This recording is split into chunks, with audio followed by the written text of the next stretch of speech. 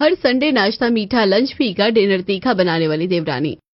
शनिवार की रात किरण और आरती के फैमिली के सभी मेंबर्स आलोक, प्रतिभा, नीरज, सचिन और निशा डाइनिंग टेबल पर बैठे उनके परोसे गए डिनर, दाल फ्राई, लस्सी, रोटी, जीरा राइस और मिक्स वेज को ऐसे निहार रहे हैं जैसे उन्हें भूख ही नहीं है।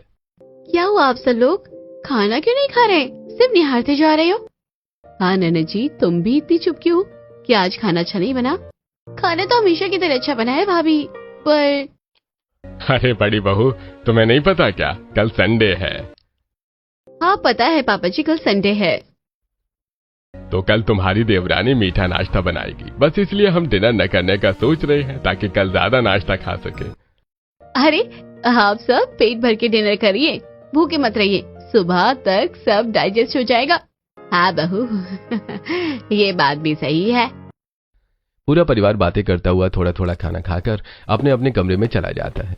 फिर अगली सुबह जल्दी उठकर आरती किचन में जाती है और घी, शक्कर, मैदा, ड्राई फ्रूट्स और मिल्क पाउडर से सोन हलवा बनाकर कटोरियों में रखकर हॉल में लाती है, जहां सिर्फ उसकी जेठानी किरण ही बैठी थी। अरे जेठानी जी, सब लोग अब तक कमरे से बाहर नहीं निकले क्या? कोई दिख नहीं रहा? अरे देवरानी जी, तुम्हें नहीं पता कि पूरा परिवार संडे की सुबह मॉर्निंग वॉक पर जाता है? जिस समय दोनों देवरानी जेठानी की बात चल रही थी, उसी समय घर के पास वाले पार्क में उनका पूरा परिवार जॉगिंग ट्रैक में वॉक करते हुए पड़ोसी नीता और उनके पति से मिलता है। वो दोनों उन्हें देखकर चौंक जाते हैं। आलोक भाई, प्रतिभा भाभी, आप सब हमेशा संडे की मॉर्निंग वॉक पर क्यों जाते हैं, बाकी के और दिनों में क्यों नहीं? हाँ, आप लोगों का संडे रूटीन बड़ा अजीब है। अरे भाई, इसका कारण हमारी छोटी बहू आरती है। क्यों, वो ऐसा क्या करती है? हमारे साथ घर चलो और खुद ही देख लो। ठीक है, आप लोग पहुंचिए, हम आते हैं। गोपाल और नीता आगे बढ़ जाते हैं और आलोक अपने पूरे परिवार के साथ घर वापस पहुंच जाते हैं, जहां हॉल में बैठी उनकी दोनों बहुएं उन्हीं के घर वापस आने का इंतजार कर रही थी। अरे आप सब मॉर्निंग वॉक से वापस आ गए? मैं कब से आपका इंतजार कर रही थी। देखिए, मैंने सुबह नाश्ते में मीठे में क्या बनाया है, सोन हलवा, लेकिन अभी ठंडा हो गया है। वो सभी सोन हलवा देखते हैं और उसकी खुशबू लेते हैं। अरे बहू, तुम दोनों जाकर नाश्ता गर्म करके लाओ, तब तक हम हाथ मुंह धोकर आते हैं। वो सभी अपने अपने कमरे में चले जाते हैं और दोनों देवरानी जेठानी हलवा लेकर किचन की ओर बढ़ती हैं और कुछ देर बाद पूरा परिवार फ्रेश होकर वापस हॉल में इकट्ठा होता है और दोनों देवरानी जेठानी गर्मा गर्म हलवा लेकर वहां पहुंचती हैं और सबको हलवा सर्व करती हैं और सब लोग खाना शुरू करते हैं। अरे वाह छोटी बहू, जब से तुम आई हो तब से हमारा हर संडे खास बन जाता है, खासकर तुम्हारा सुबह सुबह यह मीठा नाश्ता खाकर। आरती कुछ बोल पाती, इससे पहले ही नीता अपने पति गोपाल के साथ वहां पहुंच जाती है और आरती उन्हें भी कटोरी में हलवा सर्व करती है। वो दोनों जैसे ही पहला निवाला खाते हैं। प्रतिभा भाभी, आपकी छोटी बहू आरती की वजह से हमारा स्वाद बिगड़ गया है। जब तक हम संडे को इसके हाथ का नाश्ता नहीं कर लेते, तब तक लगता ही नहीं है कि दिन की शुरुआत हुई है। देवरानी जी के आने से पहले आप दोनों मेरे हाथ का बनाया नाश्ता करते थे, तो क्या मैं अच्छा नाश्ता नहीं बनाती थी? अरे बहू, तुम अच्छा नाश्ता बनाती थी, लेकिन अपनी देवरानी से अच्छा नहीं। हाँ ये बात तो है बड़ी बहू, तुम्हारी देवरानी ना मीठे में नाश्ता अच्छा बनाती है। तभी किरण का मुंह बन जाता है और वो जवाब देना चाहती है लेकिन चुप रहती है और सब लोग सोन हलवा खाकर वहां से चले जाते हैं। और फिर दोपहर के समय पूरा परिवार हॉल में इकट्ठा होता है। निशा बार बार घड़ी देखती है और दोनों देवरानी जेठानी किचन में खाना बना रही होती है। हर संडे की तरह आरती फीके खाने में आलू उबालकर और बैंगन भूनकर सरसों का तेल, नमक, जीरा और गरम मसाला मिक्स करके भरता बनाती है। ये बन गया भरता, अब बनेगी रोटी। और उसकी जेठानी किरण मलाई कोफ्ता और पराठे बनाती है। जिस समय दोनों देवरानी जेठानी किचन में खाना बना रही थी, उसी समय हॉल में बैठा उनका पूरा परिवार। आज आरती लंच में पता नहीं कौन सा फीका खाना बना रही है, मुझसे तो इंतजार ही नहीं हो रहा है। तभी बेचैन आलोक उठते हैं और किचन की तरफ जाते हैं और रोटी सेक रही आरती से। अरे छोटी बहू, तुम आज फीके लंच में क्या बना रही हो? अरे पापा जी, सब्र कीजिए, रोटी सीखते ही अब आपको पता चल जाएगा। तभी आलोक चुपचाप हॉल में लौट जाते हैं और सबके साथ बैठ जाते हैं। कुछ देर बाद प्रतिभा किचन में जाती है और सिंक में हाथ धो रही आरती से। बहू आरती, कितना समय और लगेगा, हमें बहुत भूख लगी है। बड़े से बाउल में कढ़ाई से मलाई कोफ्ता पलट रही किरण। अरे मम्मी जी, मुझसे भी तो पूछिए कि मैंने क्या बनाया है। बड़ी बहू, तुम तो रोज ही एक ही खाना बनाती हो, आज संडे है ना, तो तुम्हारी देवरानी कुछ खास बना रही है, तो उससे पूछना तो बनता ही है। बस मम्मी जी, बन ही गया है, आप चलिए मैं लाती हूँ। आरती की बात सुनकर प्रतिभा वापस हॉल में आकर सब लोगों के साथ बैठ जाती है। देवरानी जी, तुमने ससुराल वालों पर कैसा जादू कर दिया है? जब से तुम आए तब से संडे के दिन उन्हें खाने की इतनी बेचैनी रहती है। मैंने तो कुछ नहीं किया जेठानी जी, मैं तो बस संडे को कुछ अलग बनाकर खिलाने की कोशिश करती हूँ बस। अब ससुराल वालों को इतना पसंद आता है तो मैं क्या करूँ। अब कुछ देर में दोनों देवरानी जेठानी अपना बनाया हुआ फीका और मसालेदार खाना डाइनिंग हॉल में पूरे परिवार को सर्व करती हैं। लेकिन सभी लोग स्वाद लेकर सिर्फ बैंगन का भरता और रोटी खाते हैं। मलाई कोफ्ते की तरफ कोई देखता भी नहीं है। बाहू, हमें नहीं पता था कि फीका खाना भी इतना स्वादिष्ट हो सकता है। हाँ बहू, अब हम क्या ही बताएं, ऐसा लगता है जैसे हर संडे तुम 5 स्टार होटल से खाना मंगवाकर हमें परोसती हो। ऐसी बात नहीं है, ऐसा खाना बनाना मैंने अपने घर में सीखा है। मेरी माँ हर संडे को ऐसा खाना बनाया करती थी और मुझे खिलाती थी, खासकर मेरी दादी माँ। अच्छा हुआ मैंने तुम्हें पसंद कर लिया, नहीं तो हमें पता ही नहीं चलता कि फीका खाना भी इतना स्वादिष्ट हो सकता है। अच्छा, आपने मुझे पसंद किया था या मैंने आपको पसंद किया था? जब तक मैंने हाँ नहीं कह दी थी तब तक तो आपके फोन पर फोन आया करते थे मेरी मम्मी के पास। अरे देवरानी जी, उन्होंने आपको 20 लड़कियां रिजेक्ट करने के बाद जो पसंद किया था तो बेचैनी तो होनी ही थी। सभी हंसने लगते हैं। किरण देखती है कि किसी ने उसके मलाई कोफ्ता को हाथ तक नहीं लगाया है और सब खाना खाकर जाने लगते हैं। अरे आप सबने सिर्फ देवरानी का बनाया फीका खाना खाया, मेरा बनाया मलाई कोफ्ता चखा ही नहीं। अरे बहू, पेट में एक दाने की भी जगह नहीं है, तुम इसे रख दो, हम रात में खा लेंगे। तभी किरण मलाई कोफ्ता का बाउल उठा लेती है। जब से देवरानी आई है तब से हर संडे को ऐसे ही होता है और कोई मेरे बनाए हुए खाने को हाथ भी नहीं लगाता और सब देवरानी के बनाए खाने की ही तारीफ करते हैं। चाहे जो भी हो जाए उसकी तारीफ होती ही है। किरण किचन में पहुंचकर मलाई कोफ्ते का बाउल फ्रिज में रखकर कमरे में चली जाती है। गर्मी में कूलर की ठंडी हवा लेते हुए अपने पति नीरज के बगल में बिस्तर पर बैठ जाती। सुनिए, काफी दिन हो गए हैं वीकेंड पर कहीं घूमने नहीं गए, चलो ना आज मूवी देखने चलते हैं, इसी बहाने गर्मी में एसी का मजा ले लेंगे। अरे किरण, मूवी देखने जाएंगे तो फिर तुम्हारी देवरानी के हाथ का बना मसालेदार डिनर छूट जाएगा। आज नहीं, फिर कभी चलेंगे। और इतनी गर्मी में कौन दोपहर को घर से बाहर निकलता है। ये क्या बात हुई? आप देवरानी के साथ का डिनर खाने के लिए अपनी पत्नी को कहीं घुमाने नहीं ले जाएंगे? उसके हाथ का डिनर तो हम रोज खाते हैं ना। अरे किसी दिन और संडे के डिनर में फर्क होता है, समझा करो। अच्छा तुम एक काम करो। क्या? तुम मम्मी पापा से बोलो, वो ले जाएंगे तुम्हें घुमाने। किरण गुस्से में नीरज को घूरती और कमरे से बाहर निकलकर अपने सास ससुर के कमरे में चली जाती है। उस समय वो दोनों बिस्तर पर बैठे कूलर की ठंडी हवा ले रहे होते हैं। किरण उनके पास जाती है। पापा जी, आज गर्मी बहुत है, चलो ना आज वाटर पार्क चलते हैं। अरे बहू, इतनी गर्मी में कहाँ जाओगी, बैठो आराम से और कूलर की ठंडी हवा के मजे लो। पर पापा जी। बहू, वाटर पार्क जाओगे तो शाम को अपनी देवरानी का तीखा डिनर मिस कर दोगी। पापा जी, डिनर वाटर पार्क से ज्यादा जरूरी है क्या? और नहीं तो क्या, वाटर पार्क तो हम किसी भी दिन जा सकते हैं, लेकिन तुम्हारी देवरानी सिर्फ संडे को ही तीखा डिनर बनाती है तो जरूरी तो होगा ही। हाँ बहू, संडे को छोटी बहू के बनाए डिनर खाने की बात ही कुछ और है। अब निराश होकर किरण अपने कमरे में चली जाती है और गहरी नींद में सो चुके अपने पति के बगल में बैठकर। जब से देवरानी आई है तब से पूरा परिवार संडे को घर से बाहर निकलना ही भूल गया है। जब तक वो नहीं थी तब तक कितना अच्छा था, हम सब वीकेंड में मूवी देखने जाते थे, वाटर पार्क जाते थे, पार्क भी जाते थे। अब तो पूरा परिवार घर से निकलता ही नहीं है। सोचते सोचते किरण भी लेट जाती है और 5 बजते ही खुद ही किचन में जाती है और पूरे परिवार के लिए चाय बनाने लगती है। तभी आरती किचन में आती है। अरे जेठानी जी, ये क्या कर रही हो? सबके लिए चाय बना रही हूँ, पूरा परिवार शाम को चाय पीता है ना। अरे आपको तो पता ही है ना, संडे को पूरा परिवार शाम को इवनिंग वॉक पर जाता है।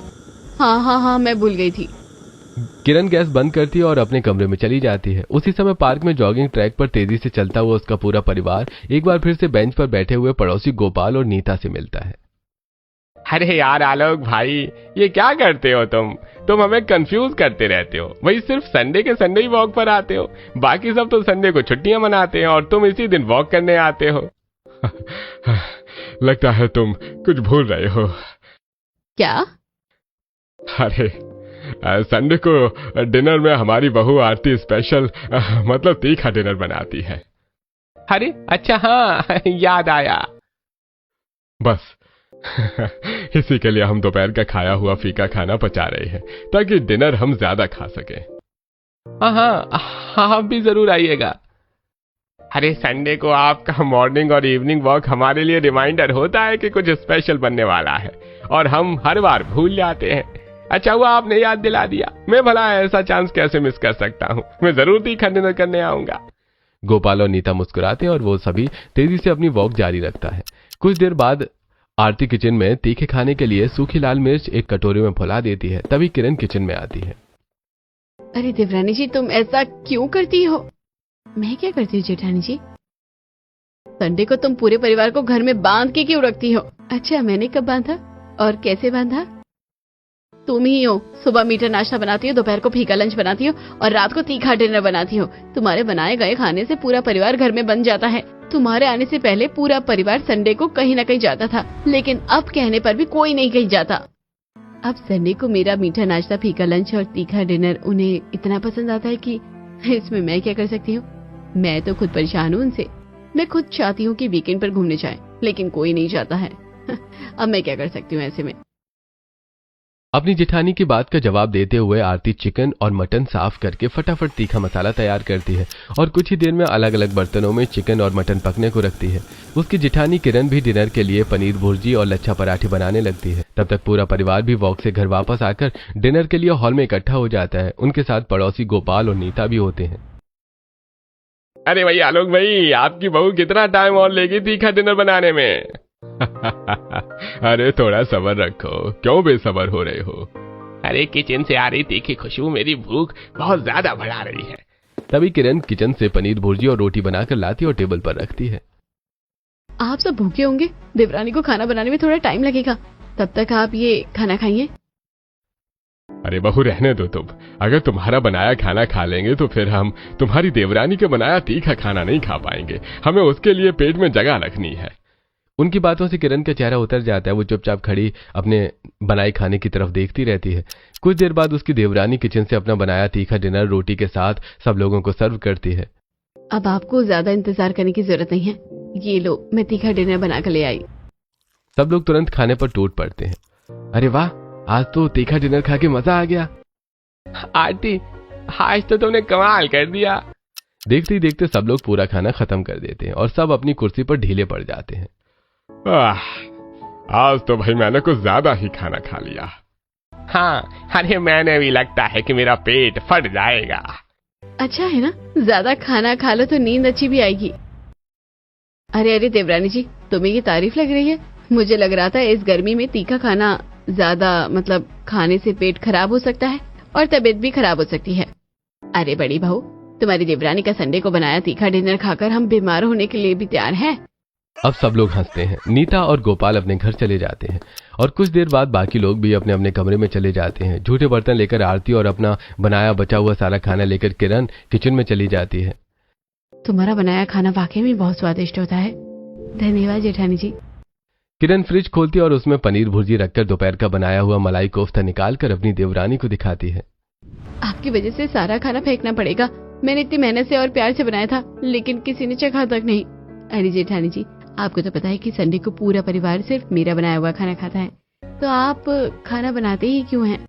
तुम्हारे आने से पहले तो सब मेरा बनाया खाना ही खाते थे। पता नहीं अब उन्हें क्या हो गया है। उन्हें अब मेरे हाथ का बना खाना खाने की आदत हो चुकी है। किरण आरती को घूर कर देखती है। दोनों देवरानी जेठानी बर्तन साफ करने लगती हैं। कुछ ही देर में सारे बर्तन साफ हो जाते हैं और वो दोनों अपने अपने कमरों की ओर चली जाती हैं। आरती कमरे में जाती है और देखती है कि सचिन बिस्तर पर लेटा हुआ ख्यालों में खोया हुआ है। वो बाथरूम में जाकर नाइट ड्रेस पहनकर उसके बगल में लेट जाती है, लेकिन सचिन का ध्यान उस पर नहीं जाता। किन ख्यालों में खोए हुए हो? तुम्हें पता भी नहीं चला कि कमरे में मैं आ गई हूँ। कपड़े बदल लिया और तुम्हारे बगल में आकर लेट भी गई हूँ। अरे मैं सोच रहा था कि अगला संडे कितनी जल्दी आएगा। क्यों, संडे को हम कहीं घूमने जा रहे हैं? अरे घूमने नहीं जा रहे हैं, संडे आएगा तो तुम्हारा बनाया मीठा नाश्ता, फीका लंच और तीखा डिनर जो खाने को मिलेगा। अच्छा, मुझे लगता है कि तुम पागल हो गए हो। अभी तो नहीं पगलाया, लेकिन एक दिन संडे का इंतजार करते करते जरूर पगला जाऊंगा। जिस समय इन दोनों के बीच बातें चल रही थी, उसी समय आरती की जेठानी किरण गुस्से से भरी हुई अपने कमरे में पहुंचती है और कूलर में पानी डालकर बिस्तर में अपने पति नीरज के बगल में बैठ जाती है। कुछ देर आरती को देखते रहने के बाद, क्या हुआ, आज तुम इतनी गुस्से में क्यों लग रही हो? गुस्सा न करूँ तो क्या करूँ? मैं संडे को इतनी मेहनत से खाना बनाती हूँ, लेकिन कोई हाथ भी नहीं लगाता। मुझे सारा खाना फेंकना पड़ता है। कितना बुरा लगता है, तुम्हें पता भी है। अगर तुम्हें इतना ही बुरा लगता है तो अपनी देवरानी की तरह खाना बनाना सीख लो, फिर पूरा परिवार तुम्हारा बनाया खाना खाएगा। देखो, मेरा दिमाग पहले ही खराब है। तुम इस तरह फालतू की बात मत करो, और तुम भी बाकी के घर वालों की तरह हो जाते हो। मेरे बनाए खाने को हाथ भी नहीं लगाते। तीखा खाना उसकी देवरानी ने बनाया और हम सब ने खाया, लेकिन माथा इसका गर्म है, इसे शांत करना पड़ेगा। सोचता हुआ नीरज किरण के दोनों हाथ पकड़ लेता है और, अरे मैं मजाक कर रहा हूँ, तुम्हारे बनाए खाने का स्वाद बहुत अच्छा होता है। लेकिन अच्छा है ना, संडे को पूरा परिवार तुम्हारी देवरानी का क्या बनाया नाश्ता, लंच और डिनर खाता है। इसी बहाने तुम्हें एक दिन आराम भी तो मिलता है। तुम ये भी तो सोचो। किरण अपने दोनों हाथ छुड़ा लेती है और हाँ, मैं क्या कर सकती हूँ? करने को तो मैं बहुत कुछ कर सकती हूँ, बस करना नहीं चाहती। नीरज किरण की गालों पर हाथ फेरता है और मेरी प्यारी किरण, इतना गुस्सा नहीं करते। गुस्सा करने से बुढ़ापा जल्दी आता है और मैं नहीं चाहता कि मेरी प्यारी पत्नी भरी जवानी में बुढ़ी दिखने लगे। नीरज की रोमांटिक बातें सुनकर किरण का गुस्सा शांत हो जाता है और फिर वो दोनों आराम से सो जाते हैं। फिर अगली सुबह दोनों देवरानी जेठानी एक साथ किचन में जाती हैं और सुबह के नाश्ते में उपमा, जलेबी और पोहे बनाकर चाय के साथ हॉल में पूरे परिवार को सर्व करती हैं। सब नाश्ता खाते हैं, लेकिन नाश्ते में वो खास स्वाद नहीं है जिसकी सबको आदत हो चुकी है। अरे छोटी बहू, नाश्ते में मजा नहीं आ रहा है, कल की तरह कुछ खास बनाओ ना। पापा जी, अगर हर दिन खास नाश्ता बनेगा तो वो खास कैसे रह जाएगा? मतलब अगर हर दिन मैं आपको अच्छा खास मीठा नाश्ता बनाकर दूंगी तो आपको वो खाने की आदत लग जाएगी। फिर एक दिन वो आपके लिए आम हो जाएगा, फिर वो अच्छा नहीं लगेगा।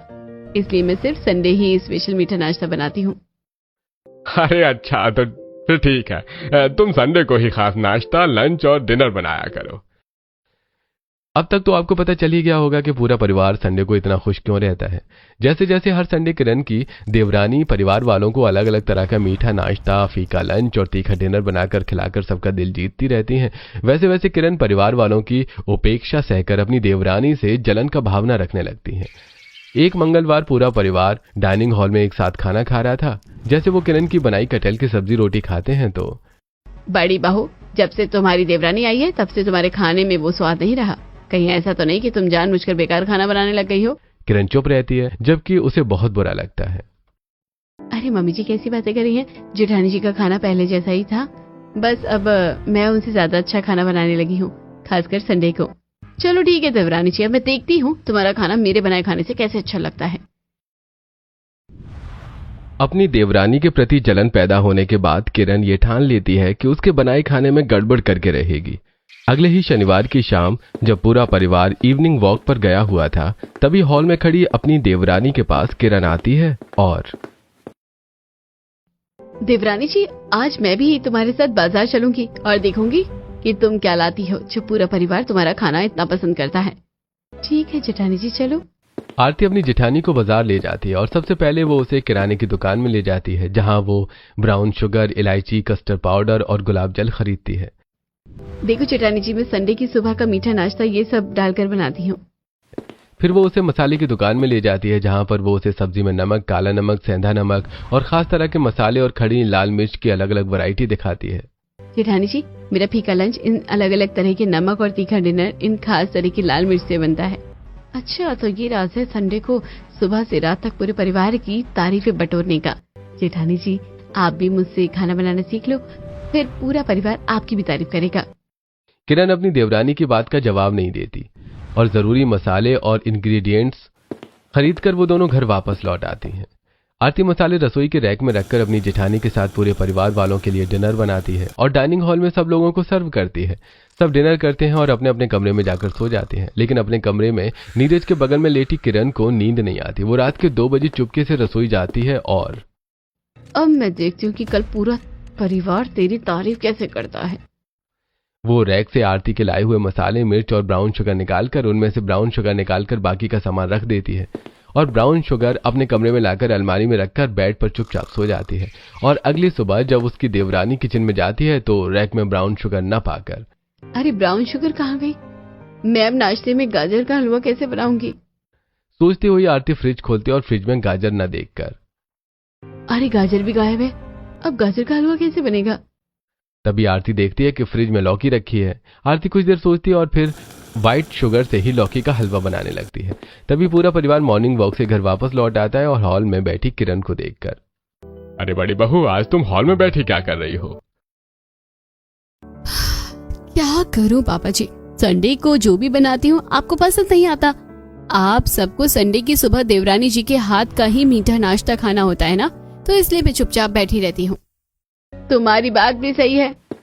तभी आरती लौकी का हलवा लेकर आती है और सबको परोसती है। सब हलवा चखते हैं। अरे वाह, अरे वाह, हमें तो लौकी पसंद ही नहीं थी, लेकिन तुमने इतनी अच्छी स्वीट डिश बना दी है कि हमें लौकी भी पसंद आने लगी। तुम ऐसा कैसे करती हो बहू? बस अपने इन दोनों हाथों से। मैं आज मीठे नाश्ते में गाजर का हलवा ब्राउन शुगर डालकर बनाने वाली थी, लेकिन लगता है कि दुकानदार बैग में शक्कर डालना भूल गया और फ्रिज में गाजर ही नहीं थी, तो मजबूरी में ये बनाना पड़ा। संडे को चाहे तुम कुछ भी करो, कैसे भी नाश्ता बनाओ, लेकिन तुम्हारा नाश्ता टेस्टी ही होता है। मम्मी जी, मेरे हाथों का स्वाद मेरी दादी की देन है। वो खाने की बहुत शौकीन थी। जरा सी भी गलती हो जाती थी ना तो चमाट पड़ते थे मेरे। छोटी बहू, अब से जब भी गलती करोगी तो तुम्हें भी चमाट पड़ेगी। अरे मम्मी जी, कैसी बातें कर रही हो, मुझसे तो गलती होती ही नहीं है। अच्छा, मैं भी देखती हूँ कैसी गलती नहीं होती है। अब गलती जरूर होगी, एक गलती तो सुबह ही हो जाती, लेकिन पता नहीं कैसे बच गई। तभी पड़ोसी नीता और गोपाल भी वहां पहुंच जाते हैं और आरती का बनाया लौकी का हलवा खाते हैं। अरे लौकी इतनी स्वादिष्ट भी हो सकती है, हमने कभी सोचा भी नहीं है।